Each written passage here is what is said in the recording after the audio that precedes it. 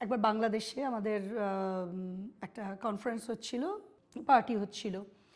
একজন তার মধ্যে একজন বিখ্যাত ইংরেজি কাগজের সম্পাদক, তিনি চুরুট বা সিগারেট কিছু একটা ধরানোর চেষ্টা করছিলেন। উনি হঠাৎ ইংরেজিতে, পুরোটা ইংরেজিতে হচ্ছে, তখন উনি বললেন যে, আরে মহুয়া, তুমি পাশে দাঁড়িয়ে আছো কিন্তু আগুনটা ধরছে না কেন বলো তো? তোমার হাসি পেল। তো আমার কিন্তু ভীষণ নার্ভাস লেগেছিল, খারাপ লেগেছিল, কষ্ট লেগেছিল, কিন্তু আমি তখন জানতাম না যে আমার ঠিক কী উত্তরটা দেওয়া উচিত। জানতাম না, মানে আমি নিজেকে গুছিয়ে উঠতে পারিনি। কোনো ক্রমে বলেছিলাম যে আপনি এরম বলতে পারেন না, বলে আমি ওখান থেকে সরে এসেছিলাম। বহু বছর বাদে, এই বোধহয় হালে, গত বছর না তার আগের বছর, মিটু নিয়ে যখন ভীষণ গোলযোগ হচ্ছে, দেখা গেল যে তার নামেই একেবারে যৌন হেনস্থার অভিযোগ এনেছেন একাধিক সাংবাদিক।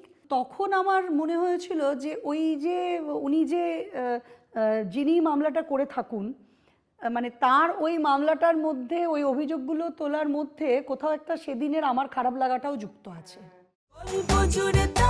শুরু হলো